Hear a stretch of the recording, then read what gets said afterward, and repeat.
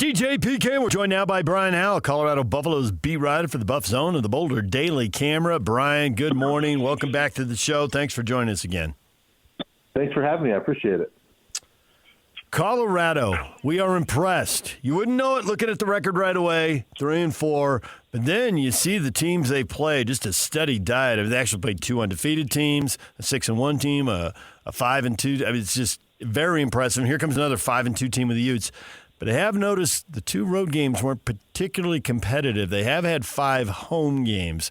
So what do you think about the Buffs going on the road? Yeah, I mean, the one road game against TCU is a little deceptive in that, TCU scored a touchdown with like 20 seconds left to kind of pad that one. It was I think it was a tie game in the fourth quarter. So it was really just a Houston game. But certainly the Buffs are different away from home than they are on the road. And, I mean, they're going to have to play probably their best game of the year and hope that Utah does not play its best game of the year. They're going to need some things to go their game. How much have they settled down as a team now that Salter, was in and out of the lineup early, and it seems like he's the guy? I think that's got to help them in terms of stability, maybe make them a little more competitive. Yeah, for sure. And he was in and out of the lineup because they weren't real happy with him as a leader, and they were trying to kind of get him to step up as a leader, and that's why he was sat down for a little bit. And I think he got that message and has started to get into a groove a little bit. And so that's certainly what they needed offensively, was to get that quarterback solidified. And they're certainly not an offensive juggernaut, but they found a rhythm, and they looked pretty solid against Iowa State. So they're hoping they can take that momentum into Utah. These two guys can tell you that when I get something and I get stuck on it, I really do get stuck on it. And this week what I'm stuck on is Colorado gives up 188 yards per game on the ground. That seems like an enormous number. And Utah's borderline moving into service academy territory here. They're rushing for 245 yards. They are fully committed to a run game. And Kyle's always loved the run, but man, they've doubled down on it with a new offensive coordinator. And I see that even in the win over Iowa State, which is an impressive win, Iowa State ran for 236 yards. Is Utah going to run the ball at will? Is this just a massive mismatch? Yeah. If you've noticed it, I'm sure Kyle Whittingham has too. That's the part of this matchup that I really don't like for the Buffs, is that they just haven't been great against the run, and a lot of it has been running quarterbacks, but Utah's got that. And a couple of running backs have really burned them. I mean, it was Iowa State's number 2 running back, Abu Sama, that ran for 177 yards against them a couple weeks ago. So, yeah, they've been a little banged up front. They're getting some guys back. That'll help. But it hasn't been great defensively this year. They've made some key stops at times, but they do give up big chunk plays. No Travis Hunter, obviously, and they had some other good receivers along with that, for sure. You look at a kid like Horn and all that. But I think that they've got, I recognize maybe not the top level, but I think they got some depth there. How well do you think they'll be able to move the ball through the air? Yeah, they've been interesting through the air in that they've got so much talent at receiver, but they haven't really gotten those guys, or it took a little while to get them on track. And Salter's kind of settled in on 2 guys. I mean, Omarion Miller, Joseph Williams have been his targets recently, and you'll see a Sincere Brown, who's 6'5" with a ton of speed. He's got the potential to have a breakout game, but it's typically Omarion Miller and Joseph Williams that he's settled on. So it'll be interesting to see if they can get others involved, because they do have plenty of others that are capable. And if they get those others involved, I think that's going to be a real key for them to be able to put up some passing yards this week. One phrase to live by with Kyle Whittingham: show no weakness. He loves to say stuff like that. So when he says something that is a weakness for his team, it always catches my ear. And what he said at his press conference this week is, we haven't been as good against the run. I think the reason is the QB run game. There are some quarterbacks who've really hurt us, and we're facing another guy who can run the ball this week. Salter is pushing not 300 yards, but he's getting there, and he's scored 5 touchdowns. Is he a guy who 3rd and 5 can get you 7 and move the chains on a pretty regular basis? Because that seems to be the Utes' Achilles heel. Yeah, absolutely. He's that running quarterback that the Buffs have seen enough of on the other side over these years that we've all wondered, can the Buffs get one of those guys? And he is one of those guys. So, he rushed for 1,000 yards a couple years ago at Liberty, so he's very talented. He can get you those 5 yards in that 3rd and 5. He can also pick up 25, 30, on a scramble. So he's a pretty good runner. I think he's got their best individual game of the year with 86 yards against Wyoming. So he's capable of pushing a 100-yard game at some point. They start off 0-3 in conference. Obviously, you lose your 3 games there, but they had a win against Wyoming spliced in there. So they had lost 3 out of 4, lost 2 in a row, although the BYU game obviously was very close, and the TCU game, as you said that. So when I had them figured left for dead, they managed to beat Iowa State. And that was a very impressive win. I know there was a controversial non-pass interference in the end zone and all that stuff. But sucks for Iowa State. They didn't get the call, and the Buffs win that game. So have they turned the corner in terms of building momentum? Because when I thought they were left for dead, they managed to win. Yeah, they think so. They're hoping so. And that was really the narrative around this team. Going into Iowa State, it was if they didn't win that game, the season was probably going to crumble because you lose that and go into the bye 2-5. And come out of it having to go to Salt Lake City, you're probably 2-6, and at that point, that turnaround doesn't look likely. But I think that they've at least saved their season for now by beating that game. And I think it takes pressure off of them needing to win in Salt Lake City. Obviously, you want to, and they're capable of it, but they've got a November coming up that's very winnable, all 4 games. And so I think that Iowa State game kind of saved their season a little bit. It also clicked some things for them. Those 2 weeks in a row, BYU and TCU, it was first time in program history that back-to-back games they had 14-point leads and lost the game. So they felt like they have a couple of missed opportunities that they've coughed up, and they felt like they finished the game against Iowa State finally. So they're hoping that momentum from that carries over into these last 5 games. Love him or hate him, America cannot keep their eyes off of Deion Sanders. And for all of his celebrity, everybody's human at the end of the day, and he's had a couple of very serious health crises here in the last year. And I don't think crises is too strong a word. Does it feel like he's the guy long term? Is he up to it physically? Do you have a feel for what the future might hold, or health is one of those tricky things and nobody knows, and we'll find out when we get to that day? I go back and forth all the time on what I think he's going to do. All along when he was hired, I thought that was a 2-year deal, and once his sons were gone, he was going to be gone. So I was a little bit surprised he's still here this year. But he's been talking recently about he can't wait for spring ball with some of the young kids they have, and so he's talking a lot about future. And certainly with the health things, you have to worry about him. He's 58, and those are very serious health things he's had in recent years. And but he's a guy that he doesn't let it stop him. The last one, he had a procedure on a Tuesday night to relieve some blood clots, and he was at practice Wednesday morning, just riding around on a Segway. And I think that inspired that team going into that Iowa State game. But you never know with him. I could see this being the last 5 games coming up with him. I could see him being here another 3-4 years. So I think anything's on the table with him, to be honest with you. A lot of star power on that coaching staff in terms of NFL accomplishment. How much is that helping in terms of recruiting and then on-the-field coaching in the moment? Well, I think we still need to see it recruiting-wise.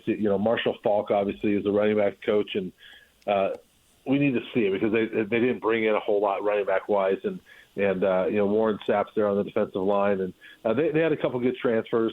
Where we're seeing it though is on the field. That running back room, Marshall Faulk to me has done wonders with kind of a patch 'em up running back room. They're not a Utah running the ball, but they're way better than they've been the last 2 years, and I give Marshall Faulk a lot of credit for that. And that defensive line, although they struggle against the run, they're salty at times, and they take on that Warren Sapp attitude.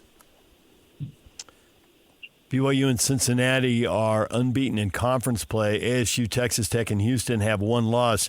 Can you figure out who's going to be in the Big 12 title game, or you just throw up your hands and just sit back and watch the games every week?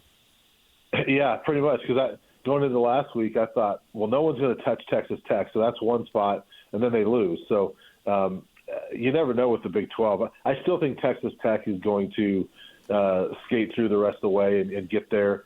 That second team, we'll see. I mean, BYU certainly is capable, but I'm still not sold that they're that good. I think they're good, but I've seen them. I mean, they barely got by in Boulder. They barely got by in Tucson, and so I feel like they're going to get hit a couple times and lose a couple games. So I put Texas Tech in one spot. I think Utah can get there. I think there's 5 or 6 teams that can get there in that other spot. Brian, we appreciate the time as always. Thanks for joining us. Enjoy the game. Thank you. Appreciate it. Brian Howell, Colorado Buffaloes beat writer for the BuffZone and the Boulder Daily Camera. DJ and PK, you hear that, PK, and I think he hit on an important point there with the Cougars. Their record is great. The 2 conference games were pretty tight, and I think we all think these next 3 road games, those opponents are better than the 2 teams they struggled with.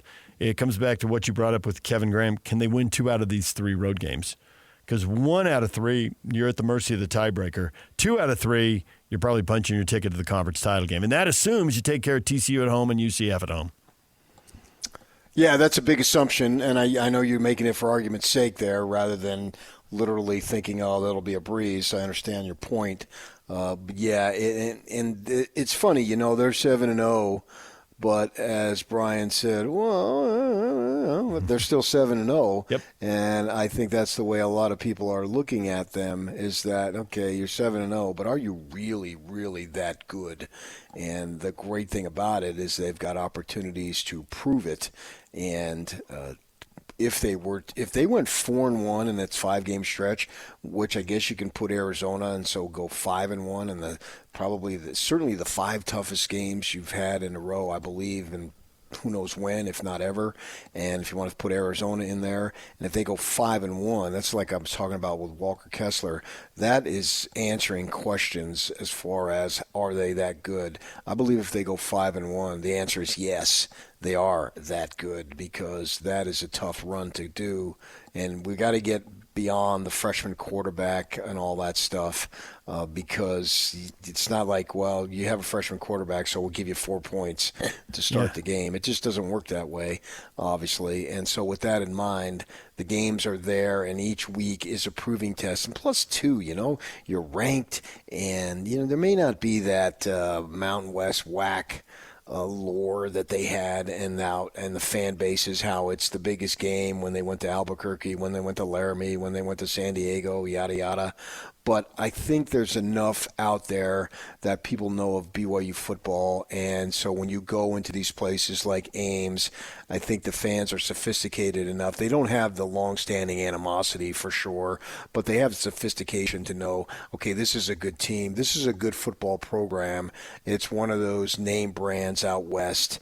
And with that in mind, that trickles down to the players. And so you're going to get a great test from these guys, particularly with Iowa State. They had high hopes. They did. They were 5-0. Yeah. But even going into the season, and now you got a couple of losses there. So now you got teams with an edge.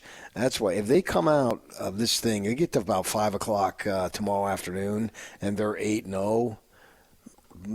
That might be to that point, still plenty of work to do, but that might be the Kalani Sitake's crowning achievement in his 10 years.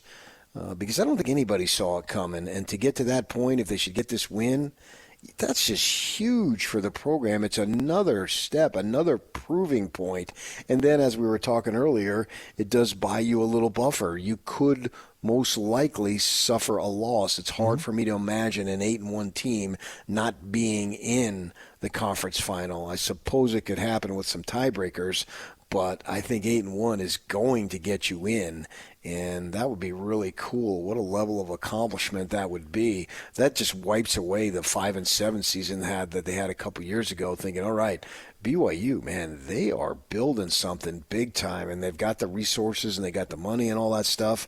And, man, the next couple of weeks, not necessarily change the outlook, but really solidify the outlook. You say you're 7-0. How good are you really? I think that's what I say about most of these teams. There's only 6 undefeated teams, but I think that's what I say about most of them. Navy's undefeated, but they haven't really gotten to their toughest tests. They're going to have Notre Dame and South Florida back-to-back. I expect they get beat. A&M, like BYU, has won a couple of close road games, 1 opponent at Notre Dame, 3 at Arkansas. But they got 2 ranked opponents on the road the next 2 weeks, at LSU, at Missouri. I wouldn't think they make it through that. Georgia Tech will probably sail along for a while because I think they've got some easy games in the ACC, but they have 5-2 Pitt and then Georgia back-to-back to end the season. I expect they stumble there. The only teams that'll probably get through it, Ohio State and Indiana, just don't have that tough a schedule and don't have big games. I mean, Ohio State, Penn State looked like a big game, but Penn State's season, and they whacked their coach. So, yeah, I think Michigan's a big game, though. Michigan, the emotion, the rivalry game, and Michigan's wrecked them as recently as last year. It's one of the legendary rivalries in the game of college football. And thankfully, it doesn't look like it's ever going to go away. Right. And Indiana, Penn State was the big game left on their schedule. Maryland's 4-3. Maybe a red-hot UCLA team this year will end up being their best test down the stretch.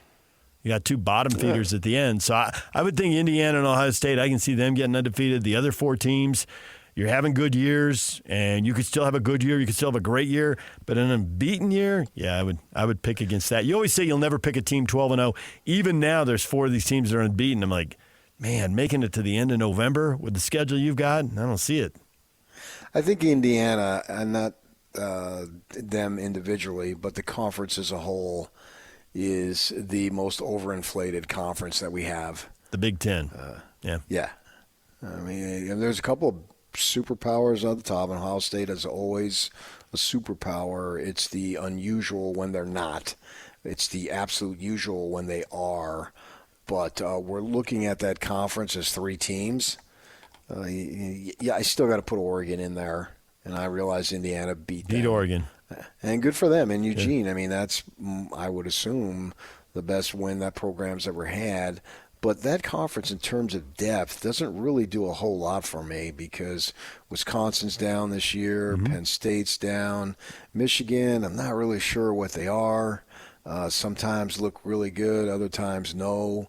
SC, what do you got there? They had a couple of big games that they lost, but they're tough depending on a given week.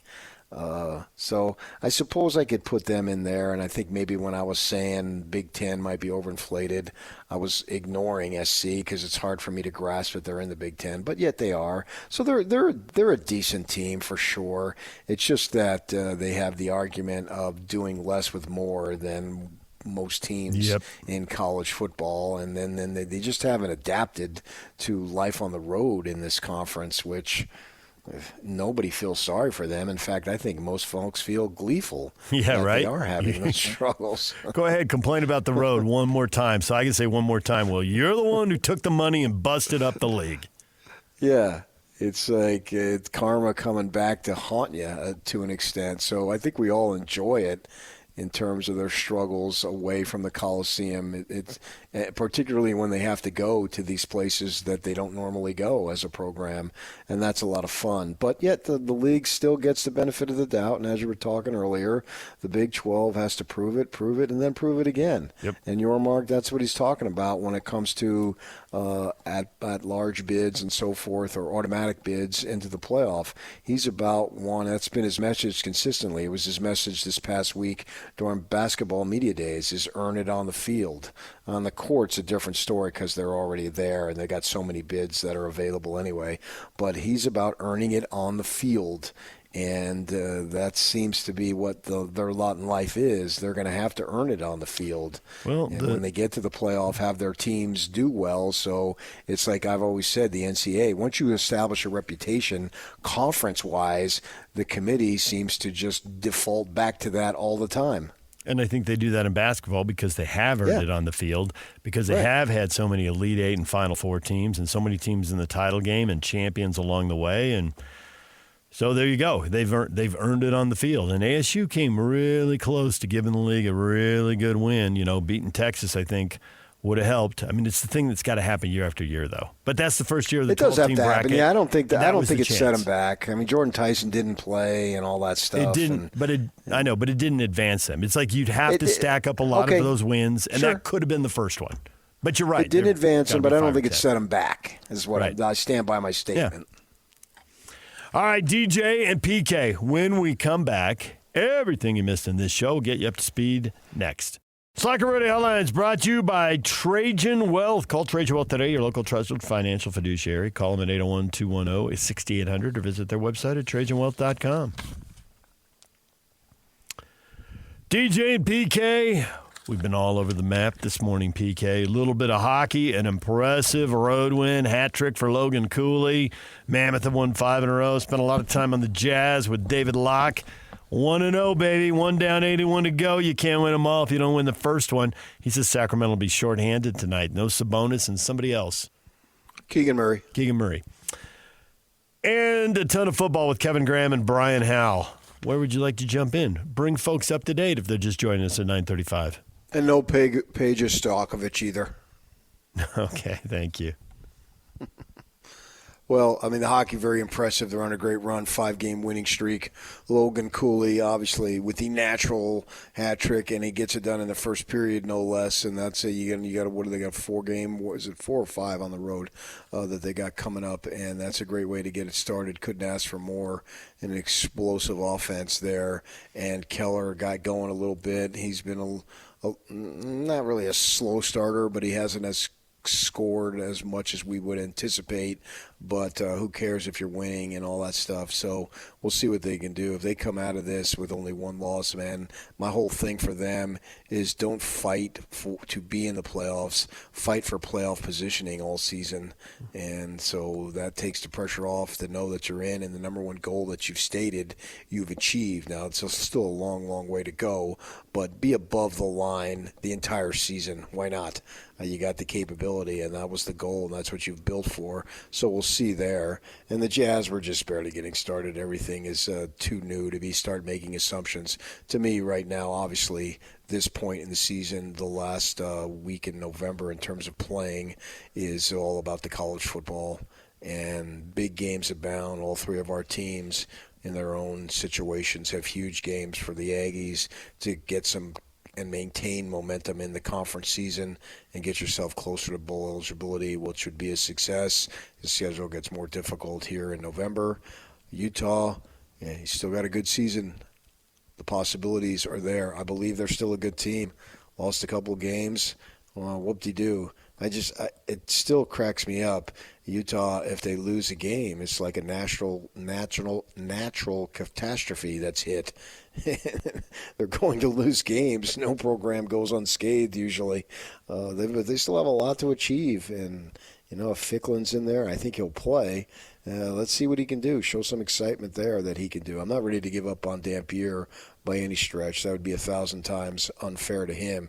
You brought him in to be a dynamic offensive weapon. You didn't bring him in to be a precision passer, and that's exactly what we've had. But in this conference, you get hit and it's tough.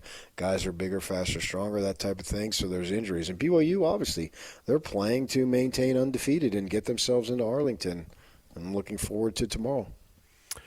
For the Utes, I get it if they give Dampier the game off and go with Ficklin. This is a team that can run the ball, and we just had Brian Howell on, Colorado Buffs beat writer for BuffZone, the Boulder Daily Camera. Utah running the ball versus Colorado's run defense. Advantage Utah.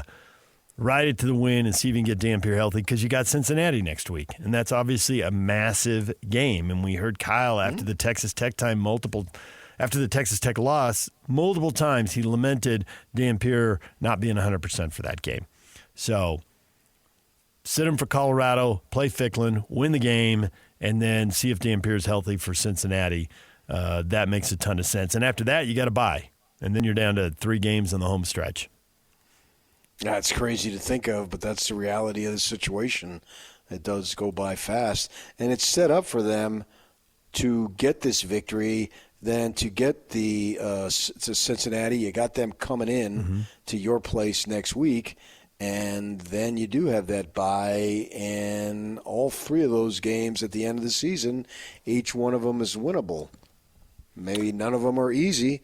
Maybe you lose all three. I wouldn't put money on it, but find your way to get to 9 wins. If you can get to 9 wins, and that would mean obviously losing one more game. My guess, if you lost that game, it would be a close game. I just don't know that you start saying, oh, my gosh, that old man, the game has passed him by. He needs to step aside. That's such a trite thing to say when you get to a certain age. If you go 9-3, 6-3, and you have 2 losses that are one-score losses, that's a good season, and that's stuff you can build upon and then go out and recruit and get transfers in for next year. 6-2, sitting right there. Go grab it. Beat Colorado. Yeah. And then figure it out after that. Screaming bowl eligibility because it's assumed. Yeah. Not last year, notwithstanding. And then you get Cincinnati. If Cincinnati wins this week, obviously they'll stay in the ranking, maybe even move up. That's going to be a great game. I'm excited for that game too. For BYU, whatever it takes to get through this, 3 of their 4 conference games have been really tight. And the West Virginia, that was pretty comfortable. So I assume this Iowa State game is going to be difficult. So just find a way. It doesn't matter what it looks like. Block a kick. I don't care. Just do it and get to your bye week, and then you can regroup for November. And to regroup at 8-0, that's a beautiful thing. 8-0 teams shouldn't really have to regroup, right? But it's just it's a grind the way their schedule stacks up. Reset. They're reset better than regroup. Yeah. But I always thought this game was going to be very difficult. The fact that it is difficult, zero surprise. We always thought it was going to be difficult. But you found ways, and I think that's what you're saying. They found ways to win. They haven't looked dominant in really any game outside of Portland State, I guess maybe you could say. But they found ways to win. So find a freaking another way to win. There it is. Put that on a banner and hang it up in the building. Yeah. That's what it's about. I guess we can focus on World Series Game 1 tonight and the Utah Jazz tonight. The college football, Boise State and Nevada, Cal at Virginia Tech, North Texas at Charlotte. And I think this is a World Series Jazz night right here for us. I don't think there's any question about that, yeah. Well, that's still 2 games, and they're offset by 2 hours, so they'll only overlap there for about an hour or so. Uh-huh. Perfect. There it is. All right. And you're going to complete your day by going to the Bank of Utah Championship Black Desert Round 1. They're wrapping up this morning, and then Round 2 the rest of the day. So you can fit in a little golf. Look at you. You're wearing the Triple Crown today, PK. You win again. Yeah, I will be over there later today and check it out and go from there. And I will be there tomorrow, and I will be there Sunday. And I'm excited. There's a couple more what we would consider bigger names in the field this year. Arguably, Max Homa is the biggest name. But there's cuts to be made today, certainly. So we'll see what goes down there. And you can watch the Golf Channel. The tournament will go on, I think, around 2 or 3 o'clock this afternoon that they start, and then they show you the aerial shots, and I was listening to Billy Horschel yesterday talk about it and the uniqueness of it, of the course, of the lava rocks, of the ball ping-balling around all over the place, and then of course with Snow Canyon right there, it looks like you can hit a 9-iron off of it because it's so huge. We've all seen it. Most of us, probably of our listeners, have not only seen it, but they've been there and walked through, ride their bike, drive through, whatever. So we know about the Red Rock there. And it's something that is really different in terms of what you got out on the tour. It has it's only its second year, but just the topography or whatever you want to call it, it sort of sets itself apart because you don't really have anything like that you can compare it to on all the other tour stops. 3 o'clock for 3 hours on the Golf Channel. So golf from 3 to 6, World Series at 6, and jazz at 8. There you go. And I think they have like a studio show for an hour, and then they just replay it. Mm-hmm. They do. I'm looking at their schedule, and then they go to the LPGA Tour live from South Korea, making the time zones work for them. So. Yeah. All right, DJ and PK, your feedback is coming up next. Stay with us. All right, time for your feedback. Everything you have to say about today's show. An NBA head coach and player arrested for alleged ties to gambling. How much will this damage the league? C. McKay Williams, not enough. And then he's got a cartoon of a little mouse blowing up a bomb. Too strong. It's like you said, there's people who have a whole list of beefs with the league, and this is a chance to recycle all the way through them. U-State Iceman, yes, because without trust, the league isn't rigged. Why watch? It turns it into WWE. Well, people are watching WWE. I don't know if you noticed, but the arena's full. And Sure, but I think they understand that going in, though. Yep. Can you bet on WWE? Is there a playoff system? All that stuff. I mean, it's just they come to town. It's like a traveling circus. They put the show on and they leave. Yeah. And so you get what you pay for. I think everybody has an understanding. There aren't standings. There isn't a draft. So it's a whole different ballgame. Jack says leagues in the last 5 years or so tied to gambling sites send the wrong message to coaches and players that it's okay to gamble on the game. Lots of people pointing out the whole they're profiting from it, and yet they reject it. Well, it's legal and it was going to happen anyway, so you might as well make money on it. It's just that you ought to know. I was talking about this yesterday when you were off. When we were under the Jazz auspicious, we were told you cannot do that. Now, for you and me, and it was no big deal. It was not even a hint of temptation, but you just weren't supposed to do it. And the way you have to look at it, what's the risk reward? What are you getting? And what are you risking if it doesn't work, or in this case, you get caught? Well, to me, it's obvious. Not much and a lot. Not much and a lot. It is so distorted in terms of the risk versus the reward.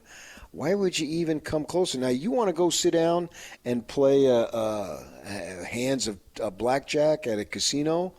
Well, if you're an adult, why shouldn't you be able to do that? But then get up and leave. In anything related, if you're on the inside, you gotta keep your nose clean on that. There's plenty other areas where you can go be a fool. It'll be interesting. These are all allegations. Nothing is proven yet. Right. I'm speaking generally. Tiago Splitter is going to be stepping in now as the interim coach in Portland, while Chauncey Billups gets his lawyers, and this all gets sorted out.